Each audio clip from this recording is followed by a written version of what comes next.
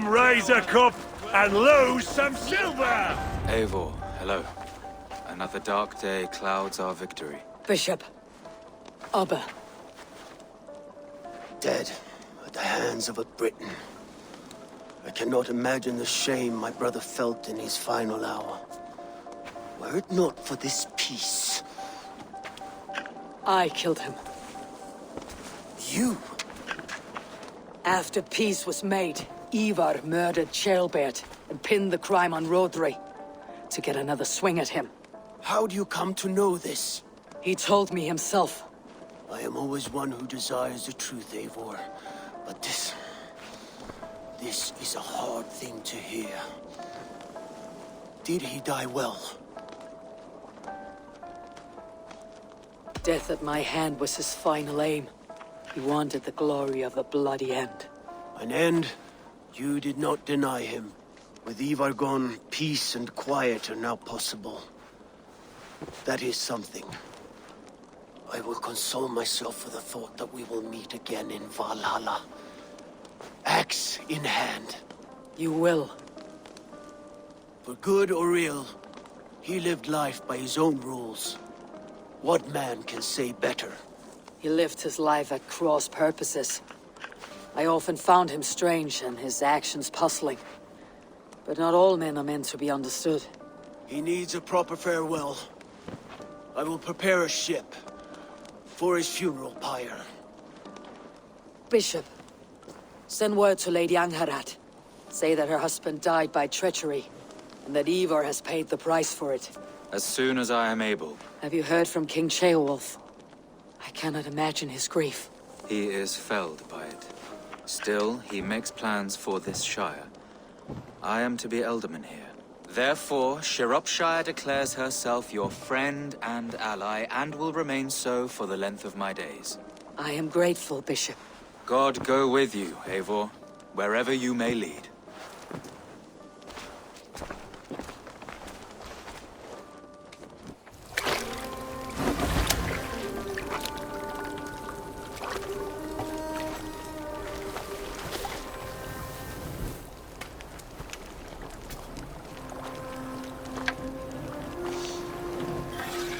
To you, my brother. May your time in Valhalla be bright and glorious. Raw bringer of battle song. The boneless one sails into a singing glory on a flaming water steed. Wind across the water. The battle maidens beat their wings to carry a king to Odin's Hall of Corpses.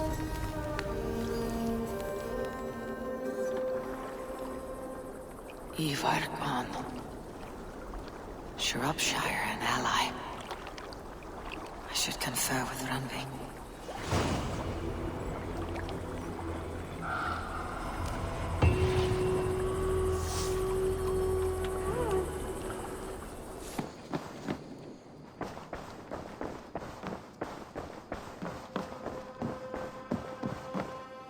You look well.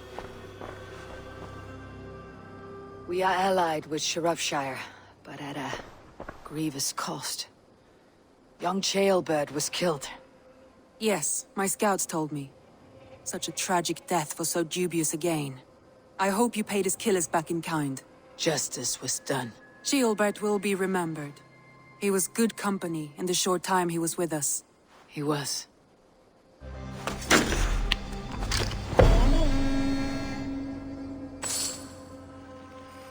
I want to see the Alliance map.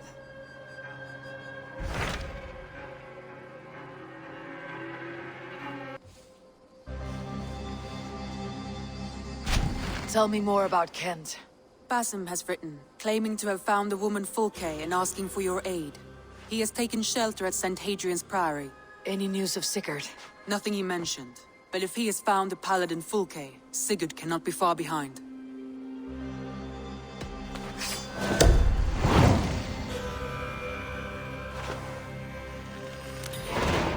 I will go as soon as I can.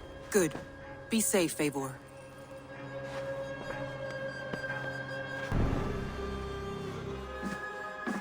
Dag, Basim has brought word of Sigurd's location. We're leaving at once to find him. Well done, Eivor. After so long, it finally occurs to you to search for our Jarl.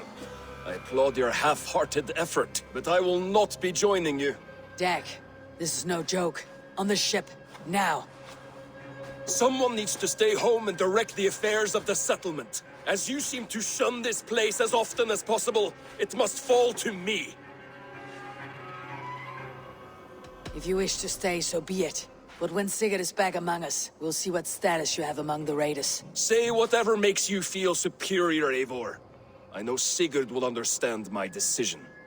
Do you doubt me so completely that you will not raise an axe to save your Jarl? A fine way of putting it, wolf-kissed. But go, find the Jarl, bring him back. Only do not get lost along the way, as you seem to more and more these days. This is not done, Dag. We will speak when I return.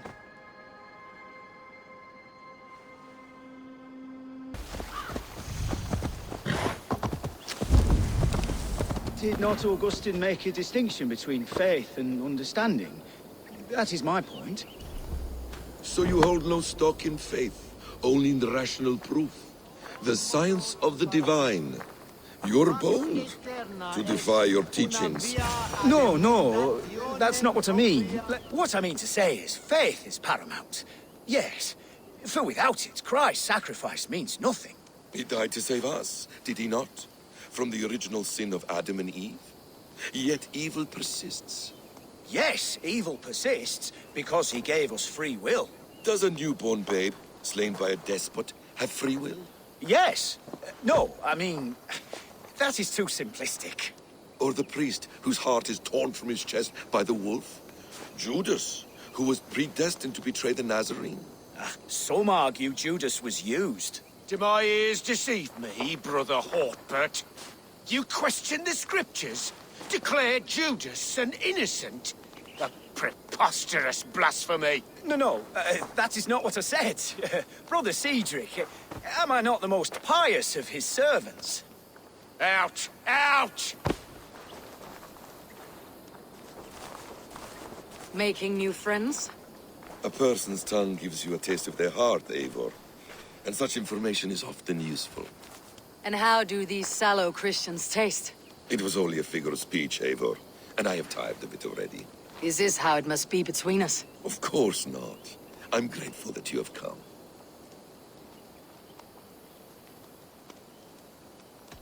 What happened in Mercia still puzzles me. Fulke saw something in Sigurd. A power. A legacy. What is it she wants? Her motives are difficult to fathom, but that can come later. Let's find your brother first. Agreed. If we do this, you'll earn the right to call me friend 10,000-fold. So, what is your plan? We are deep in their god's heartland, a heathen and a heretic. To hunt Fulke, we'll need a Christian snare. Fulke is hardly a saint herself. These Christians abhor her strange ideas. True, but unlike us, she can carry herself as one of them. She won't hide from everyone, not with a prisoner in tow. So, where to begin? I've made a friend, Abbot Cunibert, full of pious fire, but with ambition that far outweighs his wit. And what does your friend Cunibert know? Come, I will introduce you, and we'll hear the full tale together.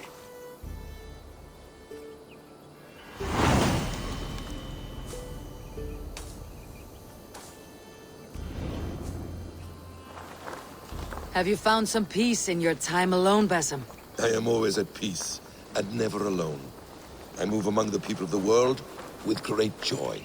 I watch them, study them, learn from them at all times.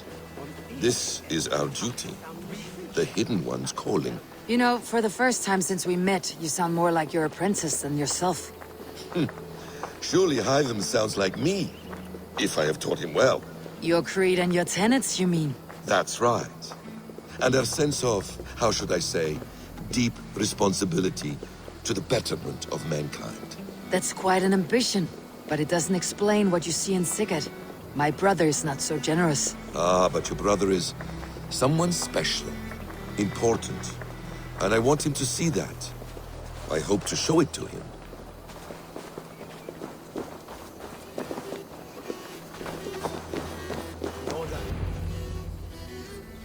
Is this not a blessed plot?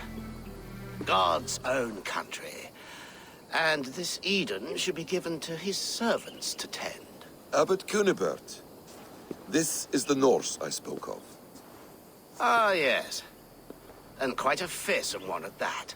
Basim says you know the paladin Fulke. Indeed. The Lady Fulke passed this way not more than a month ago. We talked, we drank.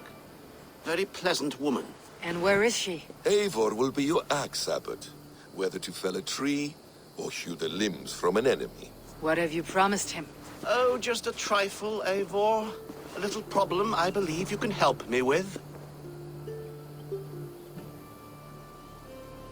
Speak your terms plainly, Abbot. I will decide if the bargain is worth my time. Ah, your wolf shows its teeth, Basim. Let's cut to the point. What favor would you ask in exchange for Fulke? Some weeks ago, our alderman in Kent was called to God. A terrible loss. King Alfred has chosen his replacement, but has not yet announced the name. I must know it. Now. All of Kent will see soon enough which Thane he has chosen. Why not wait? I want early access. To woo him, before his exalted position is made public and every fool is at his door. Who else knows the chosen man? The king's emissary, sent with a letter of congratulations to the new alderman. Intercept him and bring me the news.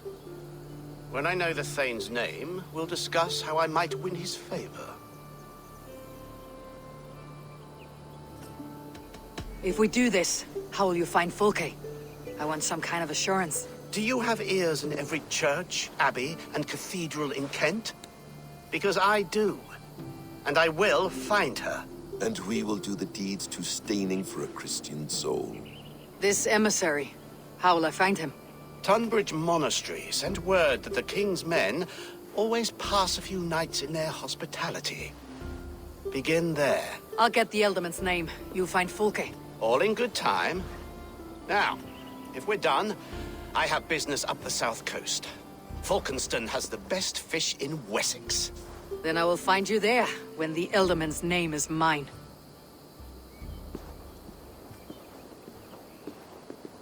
Cunibert is ambitious, but well connected. We will not find Fulke without him. I suppose we'll see.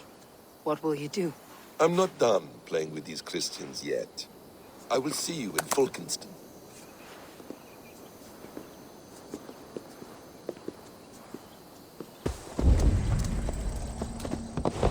If Alfred's emissaries spend a few days here, someone may know where he went.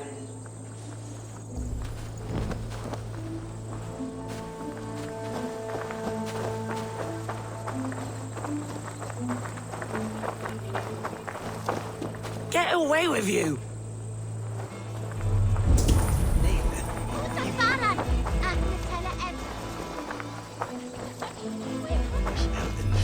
You tried to catch flies, or would you ask something of me? I'm looking for a man. He passed through here on the king's business. No, bugger off here, or I'll call the guards. I'm sick of people. You need to heal your own ills. Maybe some coin will loose your lips. A wise move, Mudwit. It so happens I did see Alfred's man. He's long gone, though. Maybe Gowan the Bard knows where. Where will I find him? Well, he was pissed as a newt. Last I saw, he was passed out in trees between the arbor and bridge. Oh, now go find someone else to vex.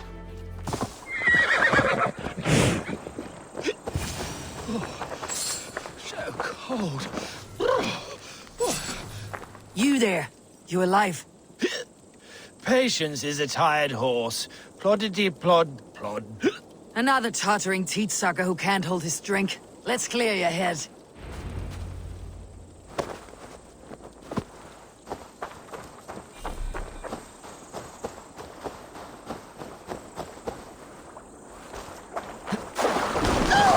Oh, it's cold as a witch's tit in here!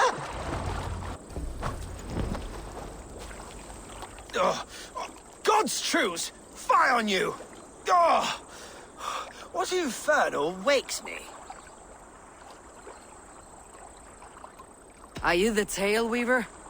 Gowan the Dandelion. For the seeds of my stories flit upon the winds of Wessex.